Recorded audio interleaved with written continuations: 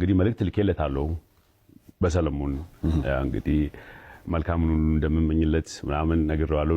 ከሙዚቃ ልዩነት ውጪ ሌላ ነገር ምንም እንደሌለን አውርተን በቃ ደስ ይላቸዋል።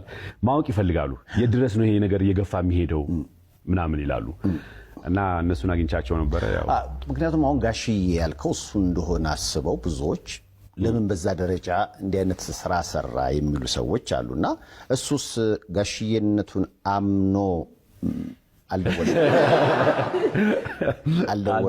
ይሄ ቀጣይነት እንዲኖረው አይነት አስተያየት ነው። ምንም አላለም። እንዳልኩ ነው ያው አንድ እንኳን እስቲ የሆነ ነገር በል። ምክንያቱም አንዳንዴ ሲናገሩ ያለው በየአልበሙ እንደውም እሱ ነው እኔን ሲያደርገኝ የኖረው። እኔ ምንም ብዬ አላውቅም።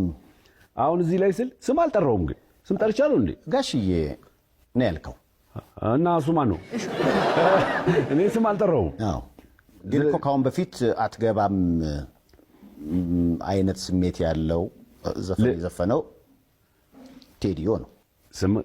ስም ጠርቷል አልጠራም። እኔ ነኝ ገግም ያለው እኔ ነው ያልኩት። አስታውስ ከሆነ እዚህ ዞሮ ስም አልጠራም፣ ግን እኔ ነኝ በቃ ብሏል እኔ ነው ያልኩት። የዛኔ ነው አይደለ? አሁን ወደ መዝገብ ቤት ልከዋል ወይስ አሁን የመልስ ምት ቢኖር እንደገና ከመዝገብ ቤት ፋይሉን ታስመጣለህ? አይ በቃ ዘጋው። ከዚህ በኋላ አይ ለመሰል እቺ ለማሳየት ነው በቃ። እንደ አብሪ ጥይት ነች እቺ ለማሳይ ጥያቄ ስለመጣ ነው። እንግዲህ እንዳልኩ ነው ከአራዳ ለአራዳ እስከ አዲስ አራዳ አንድ ሰው አውቃለሁ ልቡ የተጎዳ በጣም ረጅም ጊዜ እኮ ነው ስፋቱ። ከዚህ በኋላ ፋይሉን አስገባው በቃ። ካሁን በኋላ መልስ ቢመልሱ የኔ ልጆች ናቸው የሚሆኑት እንጂ ለመመላለስ እንትኑ የለኝም። በቃ ማሳየት እኮ ነው የተፈለገው።